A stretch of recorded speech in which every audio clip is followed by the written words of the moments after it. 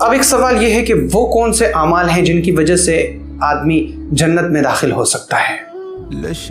اس کائنات میں کوئی بھی چیز ہمیشہ رہنے والی نہیں، رہے گا تو صرف اللہ، وہی باقی ہے۔ سب سے پہلی چیز تو یہ ذہن میں رکھی جائے کہ جنت کسی انسان کے اعمال کی قیمت نہیں، جنت کسی انسان کا حق نہیں کہ وہ اپنا حق سمجھ کر جنت مانگے، بلکہ جنت اللہ رب العزت کے فضل، اس کے عطا، اس کے جود، اس کی سخاوت اور اس کی بخشش کی وجہ سے انسان کو ملے گی اور انسان کو ملتی ہے۔ تو جنت کسی کا حق نہیں، بلکہ جنت کا مل جانا یہ اللہ رب العزت کا فضل ہے اور اس کا کرم ہے۔ ہاں البتہ بہت سے اعمال ایسے ہیں جس کی وجہ سے انسان کو اللہ رب العزت کا یہ فضل نصیب ہوتا ہے، اللہ تعالیٰ کی یہ رحمت ملتی ہے کہ اللہ رب العزت اسے جنت عطا فرما دے۔ اور ان اسباب میں سب سے بڑی وجہ جو انسان کے جنتی بننے کی وجہ بنتی ہے وہ ہے اللہ رب العزت کے سامنے کھڑا ہونے سے ڈر جانا۔ اللہ رب العزت کے سامنے کھڑا ہونا ہے، اللہ کے سامنے اپنے اعمال کا حساب دینا ہے۔ اللہ تعالیٰ اس طرح سے بندے سے سوال کرے گا، لیس بینہ و بینہ ترجمان، کہ بندے کے درمیان اور اس کے رب کے درمیان کوئی تیسرا ترجمانی کرنے والا نہیں ہوگا کہ بندے نے یہ کہا پھر وہ بندے کو بتائے کہ تیرے رب نے یہ کہا، ایسا کوئی نہیں ہوگا، بلکہ ہر شخص فردن اللہ رب العزت کے سامنے کھڑا ہو کر جواب دے گا۔ اس دن میں جس دن میں راز کھول دیے جائیں گے، جس دن عیوب سامنے کر دیے جائیں گے، جس دن انسان اپنے کرتوتوں کو اپنی نگاہوں سے دیکھے گا، جس دن انسان شرم سے منہ چھپاتا پھرے گا اور اسے منہ چھپانے کی بھی کوئی جگہ نہیں ملے گی، اس دن اللہ رب العزت کے سامنے کھڑا ہونے سے ڈر جانا یہ انسان کو جنت میں لے جانے کی وجہ بنتی ہے، سبب بنتی ہے۔ اللہ رب العزت خود قرآن پاک میں فرماتا ہے وَلِمَنْ خَافَ مقام ربہ جنتان، کہ جو شخص اپنے رب کے سامنے کھڑا ہونے سے ڈرتا ہے اس کے لیے دو جنتیں ہیں، اس کے لیے ایک جنت نہیں بلکہ اس کو اللہ رب العزت اعزاز میں، اکرام میں، اس کی عزت افزائی کے طور پر، اور اس لیے کہ وہ ڈرا تھا، وہ دنیا میں بے فکری کی زندگی نہیں گزارتا تھا، وہ ہر کام میں سوچتا تھا کہ میں ایسا کروں کہ میرے رب کو ناپسند نہ آئے، میں ایسے کام کروں کہ میرا رب مجھ سے ناراض نہ ہوئے، میں ایسے کام کروں کہ اللہ کے سامنے کھڑا ہو کر جواب دے سکوں۔ ہر کام میں وہ فکر مند رہا کرتا تھا کہ کہیں میرا رب مجھ سے ناراض نہ ہو جائے، تو اللہ تعالیٰ اس کے اس ڈر کی وجہ سے اسے ایک نہیں دو جنتیں عطا فرمائے گا۔ اور اللہ تعالیٰ نے سورہ نازعات میں فرمایا وَأَمَّا مَنْ خَافَ مَقَامَ رَبِّهِ وَنَهَى النَّفْسَ عَنِ الْهَوَى فَإِنَّ الْجَنَّةَ هِيَ الْمَأْوَى، کہ جنت تو صرف دو قدم پر ہے، جنت صرف دو قدم پر ہے، انسان دو کام کر لے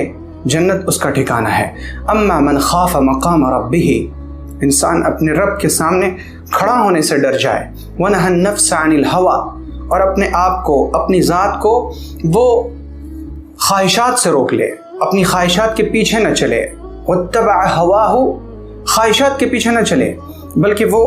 اپنے آپ کو، اپنی ذات کو خواہشات کے پیچھے چلنے سے روک دے، فإن الجنة هي المأوى، تو جنت اس کا ٹھکانہ ہے، جنت اس کا ٹھکانہ ہے۔ اللہ رب العزت فرماتا ہے ذالک لمن خاف مقامی وخاف وعید، یہ جنت اس کے لیے ہے جو میرے سامنے کھڑا ہونے سے ڈرتا ہے اور میری وعید سے ڈرتا ہے۔ میں نے جو ڈرایا ہے قرآن میں نے اپنے رسول کی زبانی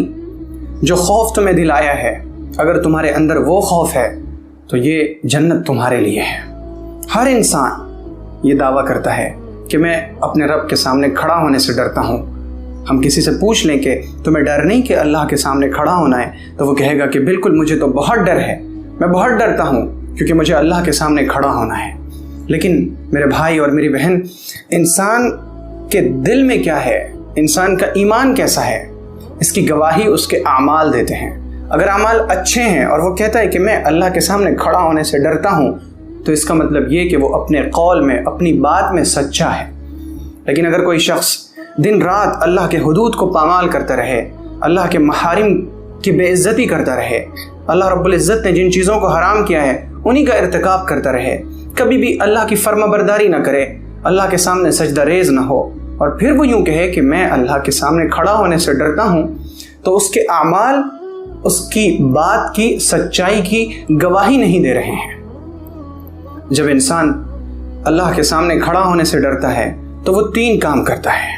سب سے پہلا کام یہ کہ وہ اللہ کے حکموں پر چلتا ہے۔ اللہ نے جن چیزوں کا حکم دیا، اللہ سبحانہ و تعالی نے قرآن پاک میں جن چیزوں کے احکامات دیے ہیں، پیغمبر صلی اللہ علیہ وآلہ وسلم نے جو تعلیمات ہم تک پہنچائی ہیں، اس کی کوشش ہوتی ہے کہ میں اللہ کے حکموں پر چلوں۔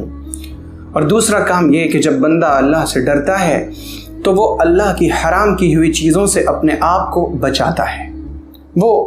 بچتا ہے جھوٹ سے، وہ بچتا ہے شرک سے، وہ بچتا ہے والدین کی نافرمانی سے، وہ بچتا ہے رشوت لینے سے، وہ بچتا ہے زنا سے اور زنا کے راستے پر چلنے سے، وہ بچتا ہے یتیم کا مال کھانے سے، وہ بچتا ہے کہ میں جھوٹی قسم نہ کھاؤں، وہ بچتا ہے کہ میں جھوٹی گواہی نہ دوں۔ اس کی کوشش ہوتی ہے کہ میں اللہ کی حرام کی ہوئی چیزوں سے بچوں۔ وہ دوسروں کی عزتیں پامال نہیں کرتا، وہ کسی پر ظلم نہیں کرتا، وہ کسی کو ستاتا نہیں ہے، وہ کسی کا دامن نہیں کھینچتا، وہ کسی کے پیچھے نہیں پڑتا، کسی کی عزت کو پامال نہیں کرتا، وہ ان تمام چیزوں سے بچتا ہے۔ اور تیسری چیز جس سے یہ ظاہر ہوتا ہے کہ یہ بندہ اللہ سے ڈر رہا ہے، وہ یہ کہ جب بندہ اللہ سے ڈرتا ہے تو وہ رات کی تاریکی میں اللہ کے سامنے کھڑا ہو کر اللہ سے سرگوشیاں کرتا ہے، کھڑا ہو کر، کبھی جھک کر رکوع کی حالت میں، سجدے کی حالت میں، کبھی لیٹ کر، کبھی کروٹ لیٹ کر، تو کبھی کسی طرح تو کبھی کسی طرح۔ جب انسان رات کے وقت اللہ کے سامنے روئے، اللہ کے سامنے آنسو بہائے، اسے اللہ کی یاد آ جائے، ففاضت عیناہ، اور اس کی آنکھیں ڈبڈبا جائیں، اس کی آنکھوں میں آنسو بھر آئیں، تو یہ دلیل ہوتی ہے کہ بندے کے دل میں اللہ کا خوف ہے۔ اور یہ رونا تنہائی میں، اللہ کی یاد میں رونا، ایک ایسی عبادت ہے جس کے اندر کوئی ریا نہیں، کوئی دکھاوا نہیں۔ اور یہ رونا تب ہو سکتا ہے جب بندے کے دل میں اللہ کی محبت ہو، اللہ کا خوف ہو، اللہ کے سامنے کھڑا ہونے سے ڈر ہو۔ ایسا بہت کم ہوتا ہے نا کہ انسان اپنے نرم گدے کو، نرم تکیے کو چھوڑ کر گھر کے کسی گوشے میں جا کر بیٹھ جائے، کسی اندھیرے اور تاریک گوشے میں جا کر اکیلا بیٹھ جائے، اللہ کے سامنے کھڑا ہو، قرآن کی تلاوت کرے، پھر وہ سجدے میں جائے، اللہ کو اس کے اسماء حسنہ سے پکارے، یا رحمان، یا رحیم، یا مؤمن، یا حفیظ، یا وکیل، یا کریم، یا مالک، اپنی حاجات اور ضروریات اللہ کے سامنے رکھے، اور پھر وہ یوں اللہ رب العزت سے اس وقت مناجات کرے، اللہم اجرنی من النار، اللہم اجرنی من النار، اللہم اجرنی من النار، اللہم انی اسألک الجنہ واعوذ بک من النار، اللہم انی اسألک الجنہ واعوذ بک من النار۔ اے اللہ میں آپ سے آپ کی جنت کا سوال کرتا ہوں، مجھے جہنم سے پناہ عطا فرما دے۔ اے اللہ میں آپ سے آپ کی جنت کا سوال کرتا ہوں، مجھے جنت عطا فرما دے، جہنم سے پناہ عطا فرما دے۔ یہ کم ہو سکتا ہے کہ بندے کے دل میں اللہ کا خوف نہ ہو اور وہ اس طرح سے رات میں تنہائی میں اللہ کے سامنے گڑ گڑائے۔ اللہ کے خوف کے بغیر یہ چیز ممکن ہی نہیں۔ یہ چیز تب ہوگی جب دل میں اللہ کا خوف معجزن ہوگا، جب دل میں اللہ رب العزت کی خشیت غالب ہوگی، جب دل میں اللہ کی محبت ہوگی۔ اللہ کی یاد میں آنسو بہانے والا شخص کبھی بھی ریاکار نہیں ہو سکتا۔ تو جب بندہ اللہ سے ڈرتا ہے نا، تو پھر وہ یہ 3 کام ضرور کرتا ہے۔ اللہ کے حکموں پر چلتا ہے، محارم سے، حرام کی ہوئی چیزوں سے بچتا ہے، اور اللہ کے سامنے کھڑا ہو کر رکوع کی حالت میں، سجدے کی حالت میں، بیٹھ کر، دعا کی حالت میں، لیٹ کر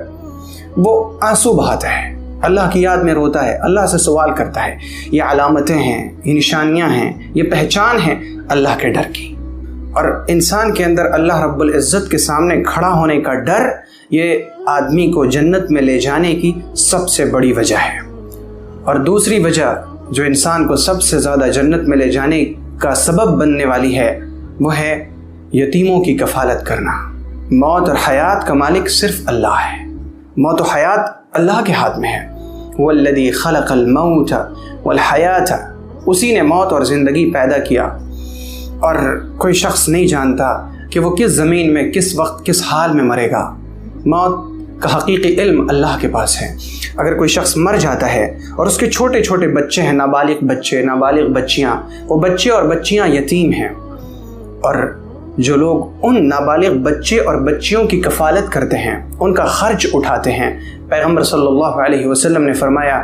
انا وکافل الیتیم کہاتین فی الجنہ، جس طرح یہ 2 انگلیاں ہیں کہ ان کے درمیان کوئی تیسری انگلی نہیں، بالکل اسی طرح میں اور یتیم کی کفالت کرنے والا جنت میں اسی طرح ہوں گے کہ وہ شخص میرا پڑوسی ہوگا، میرے درمیان اور اس کے درمیان کوئی تیسرا نہیں۔ پیغمبر صلی اللہ علیہ وسلم نے یہ بھی فرمایا کہ مسلمانوں کے گھروں میں سب سے بہترین گھر وہ ہے جس گھر میں یتیم ہو اور اس کے ساتھ اچھا معاملہ کیا جا رہا ہو، اچھا برتاؤ کیا جا رہا ہو، اور سب سے برا گھر وہ گھر ہے جس میں کوئی یتیم ہو اور اس کے ساتھ برا سلوک کیا جا رہا ہو۔ آج معاملہ یہ ہے کہ اگر کسی بچے کے والد کا انتقال ہو جائے، اس کے ساتھ بہت سے ناروا سلوک کیے جاتے ہیں، نازیبا سلوک کیے جاتے ہیں، اس کے ساتھ ہر طرح کے وحشیانہ برتاؤ کیے جاتے ہیں۔ یہ انسانیت کے خلاف ہے، شریعت کے خلاف ہے۔ پیغمبر صلی اللہ علیہ وسلم نے فرما دیا کہ سب سے برا گھر ہے وہ گھر جس میں کوئی یتیم ہو اور اس کے ساتھ برا سلوک ہو رہا ہو، اور یتیم کی کفالت کرنے والوں کے لیے اس سے بڑی فضیلت، اس سے بڑی بشارت اور کیا ہو سکتی ہے کہ وہ شخص جنت میں پیغمبر صلی اللہ علیہ وسلم کا پڑوسی ہوگا۔ اور اسی چیز کو دیکھتے ہوئے الحمدللہ ہمارے تازہ فکر کی طرف سے کفالت الایتام کا ایک پروجیکٹ ہے، یتیموں کی کفالت کرنے کا، اور اس میں الحمدللہ بہت سے یتیم بچوں کی کفالت ہو رہی ہے۔ میں ان تمام حضرات کو اور اپنی ان تمام بہنوں کو مبارکباد پیش کرتا ہوں جو یتیموں کی کفالت کر رہے ہیں۔ اللہ رب العزت آپ کے اس کفالت کرنے کو قبول فرمائے، اور اللہ رب العزت اس چیز کو آپ کے لیے ذخیرہ آخرت بنائے۔ تو یتیموں کی کفالت انسان کو جنت میں لے جانے کا بہت بڑا ذریعہ ہے۔ تیسری چیز جو انسان کو جنت میں سب سے زیادہ لے جانے کا ذریعہ بنتی ہے وہ ہے والدین کی فرما برداری۔ والدین کی فرما برداری، کیونکہ والدین کی فرما برداری میں ہی انسان کی جنت ہے، اور والدین کی نافرمانی ہی میں انسان کے لیے جہنم ہے۔ اگر بچوں نے والدین کی فرما برداری کی، ان کے لیے اللہ جنت کا فیصلہ کرتا ہے، اور اگر اولاد نے والدین کی نافرمانی کی تو ان کے لیے فیصلہ جہنم کا ہوتا ہے۔ اور والدین میں بھی سب سے زیادہ جو حسن سلوک کی مستحق ہے وہ ہے ماں۔ پیغمبر صلی اللہ علیہ وآلہ وسلم کے ایک صحابی نے آپ علیہ السلام سے دریافت کیا، یا رسول اللہ، میرے حسن سلوک کی سب سے زیادہ مستحق کون ہے؟ آپ صلی اللہ علیہ وسلم نے فرمایا امک، تیری ماں۔ پھر انہوں نے پوچھا یا رسول اللہ پھر کون؟ حضور نے فرمایا تیری ماں۔ پھر انہوں نے پوچھا یا رسول اللہ پھر کون؟ آپ نے فرمایا تیری ماں۔ پھر انہوں نے پوچھا یا رسول اللہ پھر کون؟ حضور نے فرمایا تیرا باپ، تیرا باپ۔ یعنی سب سے زیادہ حسن سلوک کی مستحق ماں ہے، اور اس کے بعد باپ۔ ہوتا یوں ہے کہ جب والدین بوڑھے ہو جاتے ہیں تو بڑھاپے کی وجہ سے ان کی باتیں ذرا تلخ ہو جاتی ہیں، کیونکہ انہوں نے زمانے کے گرد و غبار دیکھے ہوتے ہیں، انہوں نے زمانے کے سرد اور گرم کو چکھا ہوتا ہے، انہوں نے بہت سی مصیبتیں جھیلی ہوتی ہیں، مشقتیں برداشت کی ہوتی ہیں، اور پھر یہ کہ ان کا زمانہ ختم ہو رہا ہوتا ہے، اولاد کا نیا زمانہ شروع ہو رہا ہوتا ہے، تو دونوں کے تقاضے الگ الگ ہیں، جس کی وجہ سے والدین کبھی اکتاہٹ میں جھنجھلاہٹ کا شکار ہو جاتے ہیں، اور ان کی گفتگو ایسی ہو جاتی ہے جو ذرا تلخ ہوتی ہے، جو ذرا کڑوی ہوتی ہے۔ اور یہ چیز حقیقت ہے کہ والدین جب بوڑھے ہو جائیں گے تو ان کی طرف سے کچھ ایسی باتیں ہوں گی جو اولاد کو ناگوار گزرے۔ ظاہر سی بات ہے کہ اللہ رب العزت کو اس چیز کا علم ہے، تو اللہ نے پہلے ہی فرما دیا اما یبلغن عندک الکبر احدهما او کلاهما فلا تقل لهما اف ولا تنهرهما وقل لهما قولا کریما، کہ اگر ان دونوں میں سے کوئی ایک یا دونوں بڑھاپے کو پہنچ جائیں تو تم کبھی بھی انہیں اف نہ کہنا، ان کی کسی بات پر تم ناگواری کا اظہار نہ کرنا، انہیں کبھی نہ جھڑکنا، بلکہ تم جب بھی ان سے بات کرنا قولا کریما، اچھی بات کرنا، نرم لہجے میں بات کرنا، آواز کو پست رکھنا، واخفض لهما جناح الذل من الرحمہ، اور ان کے لیے رحمت کے بازوؤں کو پست کر دینا، نرم بنے رہنا۔ جیسا کہ انہوں نے تمہیں بچپن میں پالا پوسا، بڑا کیا، جوان کیا، تمہیں کھلایا پلایا، تمہارے ہر دور کے تقاضوں کو انہوں نے پورا کیا، اسی طرح تم ان کے لیے دعا کرنا رب ارحمہما کما ربیانی صغیرا۔ اور یہی حق ہے ان لوگوں کا جو والدین تو نہیں ہیں لیکن کسی وجہ سے انہوں نے اگر آپ کو پالا پوسا، بڑا کیا، جوان کیا، اب آپ کا فرض ہے کہ آپ ان کے بڑھاپے میں ان کی خبر گیری کریں، آپ انہیں ایسے ہی پالیں پوسیں جس طرح سے انہوں نے آپ کو بچپن میں پالا پوسا، آپ کی خبر گیری کی۔ آپ بیمار تھے تو آپ کا علاج کیا، آپ جب پریشان تھے تو انہوں نے آپ کی پریشانی دور کرنے کے لیے ہر قدم اٹھایا، انہوں نے آپ کے لیے ہر طرح کی کوششیں کی۔ اب جب وہ بوڑھے ہو چکے ہیں تو ایسا نہ ہو کہ تم ان کے ساتھ بے وفائی کر دینا، تم ان کے ساتھ خیانت کر دینا، تم انہیں چھوڑ کر چلے جانا، ایسا نہ ہو، ورنہ تم ظالمین میں شامل ہو جاؤ گے۔ اور اللہ تعالیٰ فرماتا ہے وَلَا تَرْكَنُوا إِلَى الَّذِينَ ظَلَمُوا فَتَمَسَّكُمُ النَّارُ، کبھی بھی ظالموں سے مت جا ملنا ورنہ تمہیں بھی جہنم کی آگ پکڑ لے گی۔ تو والدین کی فرما برداری یہ انسان کو جنت میں لے جانے کا بہت بڑا ذریعہ ہے، بہت بڑا ذریعہ ہے۔ جس شخص نے اپنے والدین کو بڑھاپے میں پایا اور ان کی خدمت کر کے اپنے آپ کو جنت کا مستحق نہ کروا سکا، یقین جانے کہ وہ شخص بہت بڑا بدنصیب ہے، بہت بڑا بدنصیب ہے وہ شخص جس نے اپنے ماں باپ کو بڑھاپے کی حالت میں پایا اور ان کی خدمت کر کے، ان کی طاعت کر کے، ان کی فرما برداری کر کے اپنے آپ کو جنت کا مستحق نہ کروا سکا۔ اس سے بڑا بدنصیب اور کون ہو سکتا ہے؟ اللہ رب العزت ہم سب کو اپنے والدین کا فرما بردار بنائے۔ اور سب سے زیادہ جو چیز جنت میں لے جانے کا ذریعہ بنتی ہے وہ ہے کثرت سے اللہ کا ذکر کرنا۔ پیغمبر صلی اللہ علیہ وسلم نے فرمایا سبق المفردون، مفردون تو آگے بڑھ گئے۔ صحابہ کرام نے پوچھا یا رسول اللہ یہ مفردون کون ہیں جو آگے بڑھ گئے؟ پیغمبر علیہ الصلاۃ والسلام نے فرمایا الذاکرون اللہ کثیرا والذاکرات، جو اللہ کو بہت زیادہ یاد کرنے والے مرد اور اللہ کو بہت زیادہ یاد کرنے والی عورتیں ہیں، یہ مفردون ہیں، یہ آگے بڑھ گئے، یہ جنت پہنچنے میں آگے بڑھ گئے۔ اور صحیح حدیث میں پیغمبر صلی اللہ علیہ وآلہ وسلم کا فرمان ہے کہ جب بندہ کہتا ہے لا الہ الا اللہ ولا حول ولا قوت الا باللہ، تو اللہ سبحانہ و تعالی فرماتا ہے کہ میرے بندے نے سچ کہا، لا الہ الا انا، ہاں میرے سوا کوئی معبود نہیں، ولا حول ولا قوت الا بی، اور ہاں گناہ سے بچانے کی طاقت، نیکیاں کروانے کی طاقت میرے علاوہ کسی اور میں ہے بھی کہاں۔ اور جیسا کہ معلوم ہے کہ لا حول ولا قوت الا باللہ یہ جنت کے خزانوں میں سے ایک خزانہ ہے۔